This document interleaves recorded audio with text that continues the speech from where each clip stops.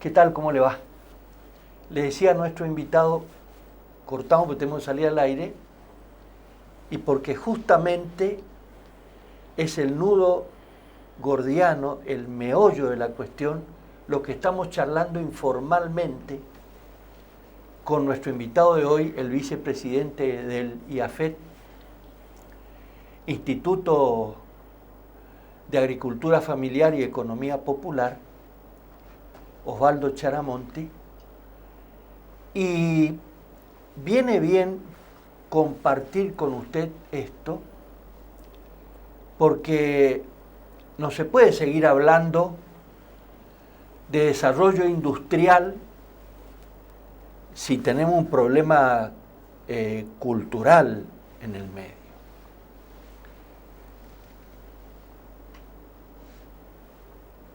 Hace 15 años, casi 20, que comienzan las primeras chispas de este desarrollo industrial o de esta propuesta de desarrollo industrial que ocurre con el advenimiento de la primera gestión de Jorge Capitanich, porque como política de Estado él plantea que la solución en el Chaco era industrializar su materia prima. Y esto lo venimos hablando hace mucho tiempo, digamos. Tanto tiempo como cuando nace este programa, que nace precisamente a la luz y al son de esa propuesta de Jorge Capitanich con que ganan las elecciones, por ejemplo. O pierde Ángel Rosa. Bueno, 1000 y pico de votos fueron, acuérdense, 2007. Con Osvaldo Charamonti ya tuvimos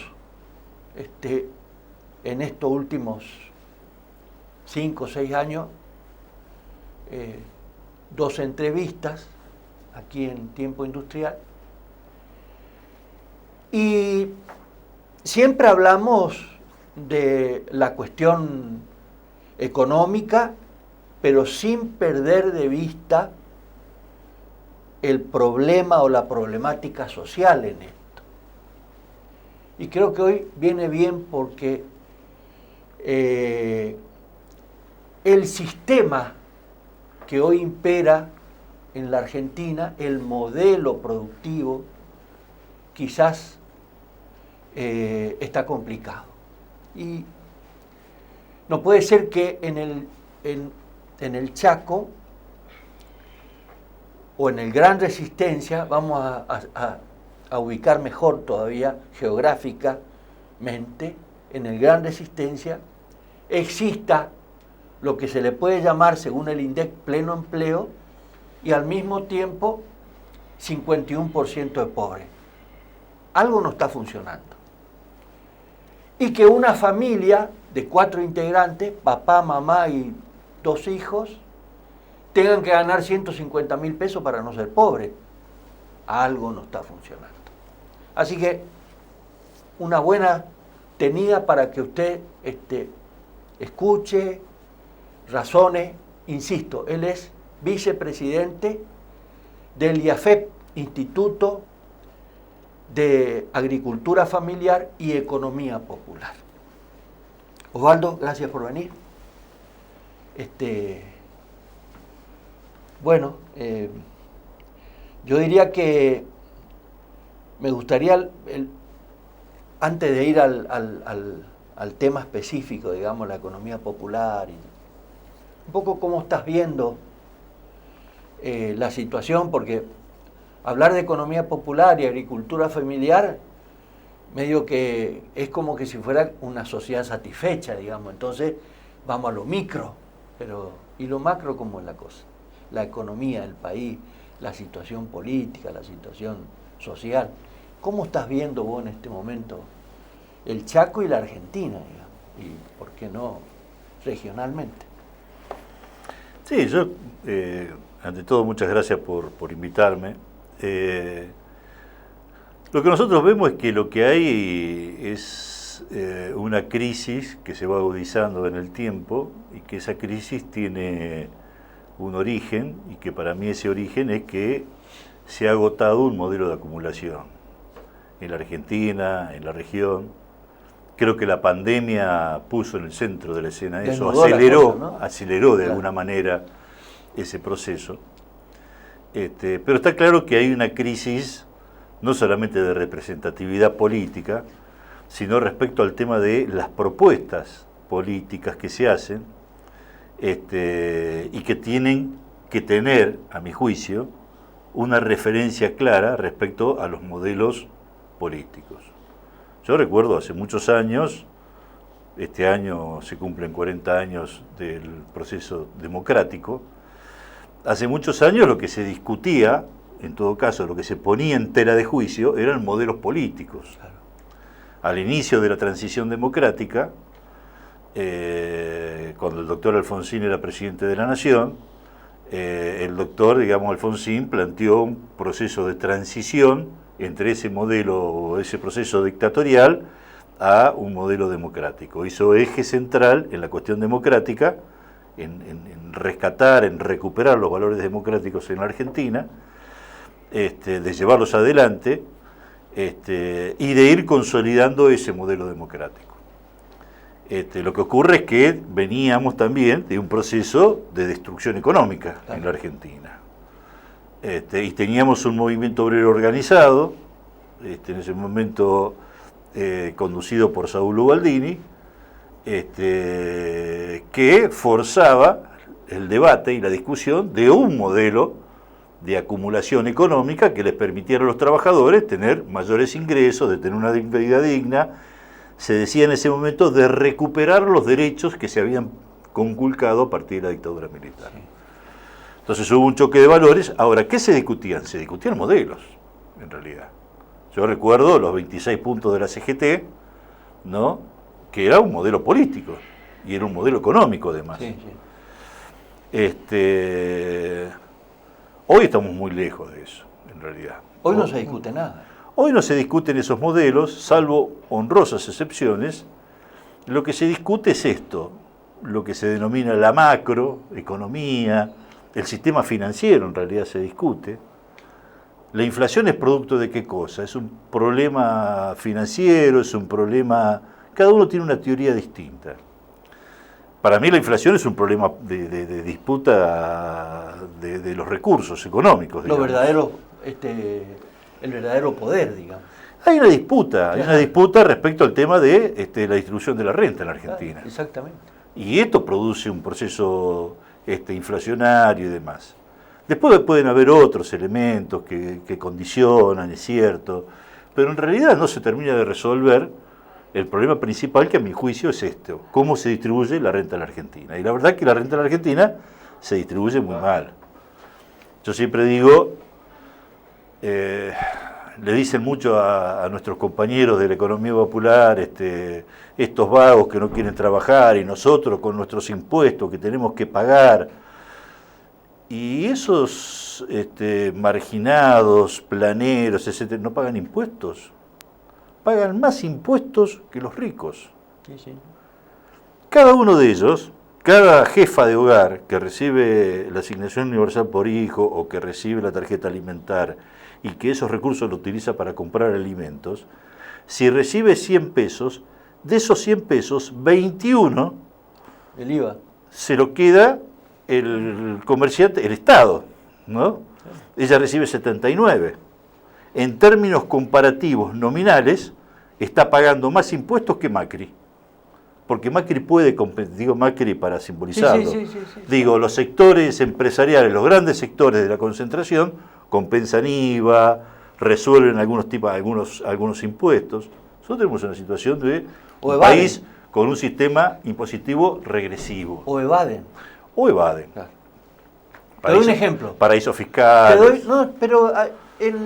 Así como estamos en la economía popular y en la agricultura familiar, vamos a hablar en la economía doméstica. Vos te vas a un médico hoy y te cobran 8.000 pesos, 7.000 pesos, 5.000 pesos, el que mínimo te cobra, de ellos por ahí le llaman, ya no le llaman plus, sino que le llaman compensación. Ahora, por esos 5.000 o 10.000 no pagan un solo impuesto, hermano. Todo es negro. Sí. Y vos decís, bueno, 10 consultas por día. A 5.000 pesos son 50.000 pesos. Por semana son 250.000 pesos y por mes un palo. Yo para ganar un palo en un mes tengo que degollar a 5 más o menos acá. Bueno, ese es, Entonces, pero es mucho más grave que eso, porque previamente a eso, ese señor que es médico se recibió seguramente en la universidad pública, claro, que fue pagada por nosotros, por los impuestos. Que nos fuimos a la universidad. Y ese plus que pagamos o esa compensación que pagamos, además de pagarle el estudio para recibirse de médico, después le seguimos pagando. Entonces, hay una situación de regresión, en todo caso, en el sistema impositivo. Y también hay una hipocresía en la sociedad, sí, por supuesto, Osvaldo. O sea, por supuesto, convengamos algo también. Y también hay una regresión respecto al sistema, a los modelos productivos. Nosotros tenemos un sistema de alto nivel de concentración económica,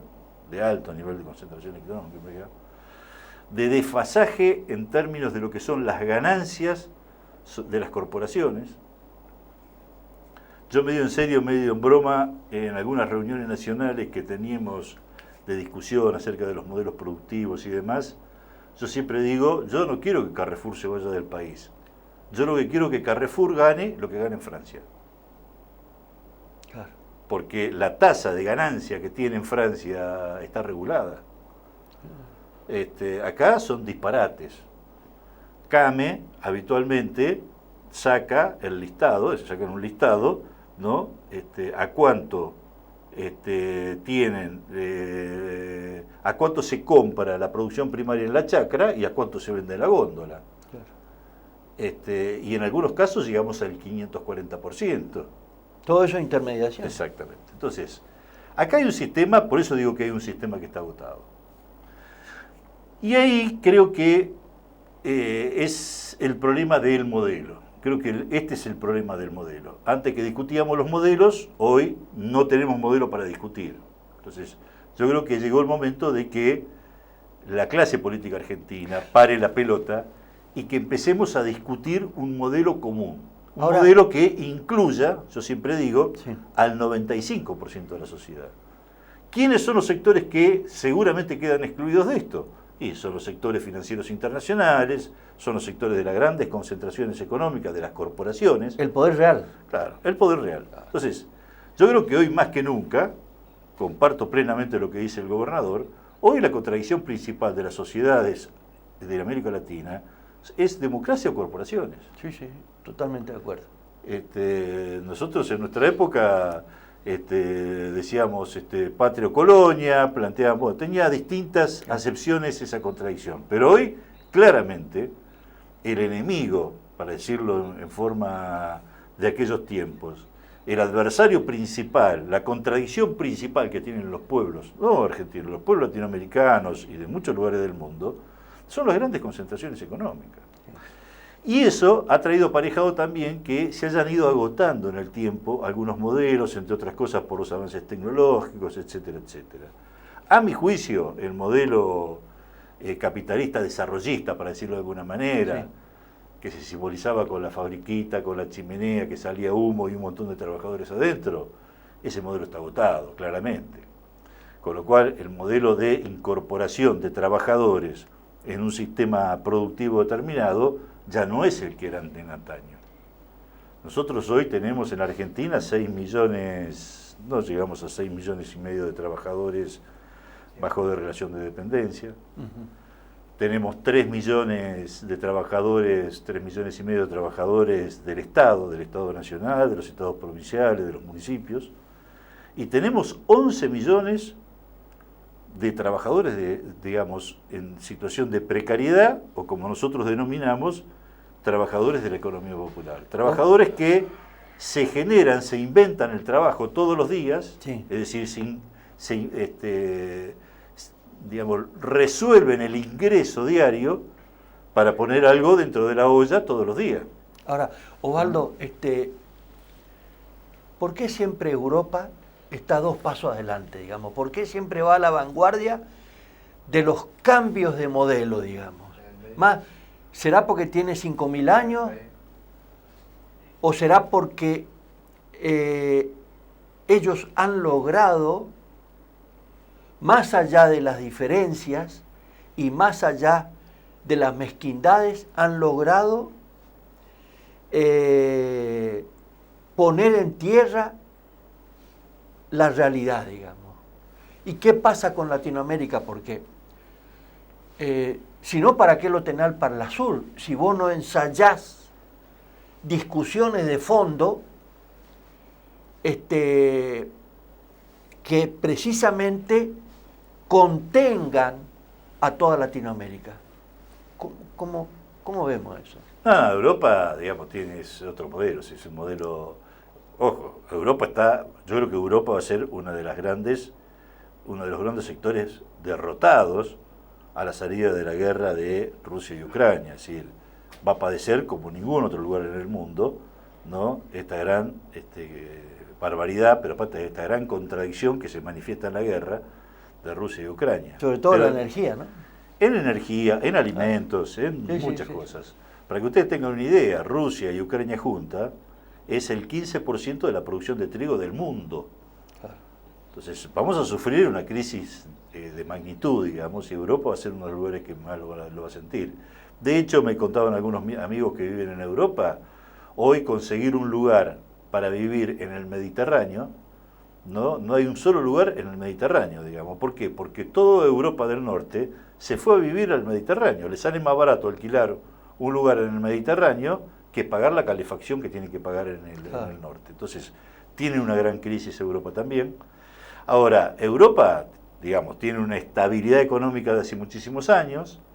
Lograron de alguna manera el mercado común europeo, también en crisis en este momento, a partir de la crisis global, digamos, que tenemos, pero tienen una estabilidad, tienen un modelo gregario, poblacional, determinado, con una población de una edad avanzada, alta, con pocos niños, con poca demanda social en determinadas cuestiones, y un nivel cultural distinto. Ahora, claramente. Dejemos Europa, vamos a China. Hace 50 años China, el 80% era campesino y el 20% eran urbanos.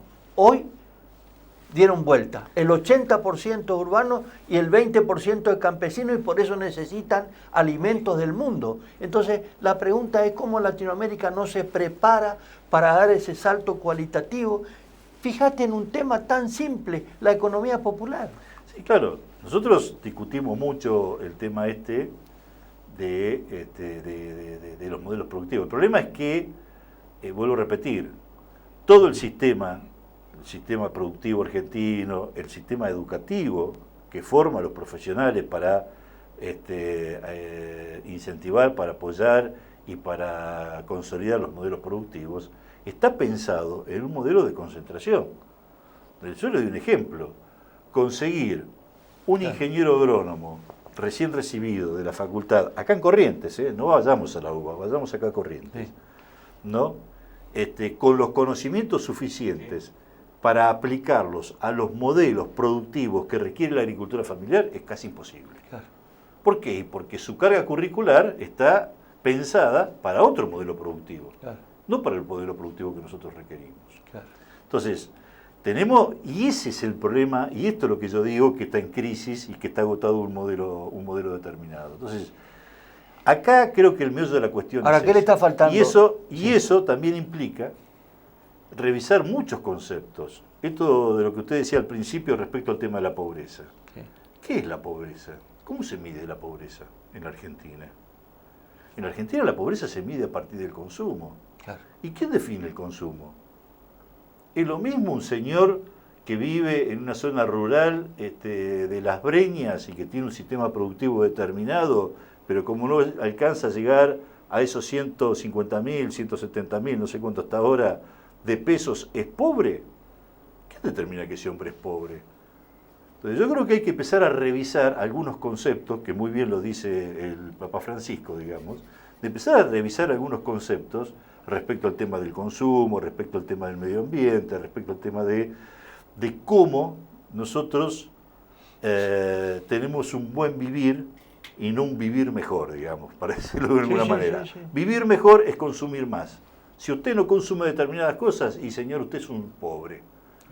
¿No? Y creo que esto es lo que está hoy en franca discusión, más que en franca discusión, ojalá estuviera en discusión, está en franca contradicción. Claro. Y creo que esto es lo que está produciendo, además, un sistema, digamos, social de grandes de violencia social, de violencia, esperemos que no sea de violencia política, pero ya lo hemos vivido esto, las grandes diferencias en términos de calidad de vida, las grandes distancias entre los más ricos y los más pobres, que cada vez son mayores, digamos, producen falta de equidad y eso genera violencia. Me voy a la pausa y te dejo una reflexión mía que me gustaría saber tu opinión, digamos. Hoy vos sabés perfectamente que el periodismo concentrado está tratándolo muy mal al presidente. Y el presidente fue elegido por el pueblo, te guste o no te guste, digamos. Lo mismo que fue elegido Macri, o sea, nos guste o no nos guste, Macri fue un presidente constitucional, que eso es lo que quería rescatar. Esa fue la utopía de Alfonsín, digamos, salir de las dictaduras desde el año 30 para entrar ya a la democracia estable. Me pareció muy inteligente la aseveración de Alberto Fernández, que lo dijo la primera vez acá en el Impenetrable, con 48 grados de calor cuando vino la última vez, y ahora lo dijo en la Antártida. Tuvimos la primera utopía que fue salir de la dictadura, y ahora yo los invito a una segunda utopía que es luchar por la igualdad. Y me parece que no solo no le dieron, estaba por decir una grosería, no le dieron artículo al presidente, sino que, fíjate vos, que todos los dirigentes políticos, alguno de ellos va a ser presidente, están enfrascados en otras cosas. En otras cosas.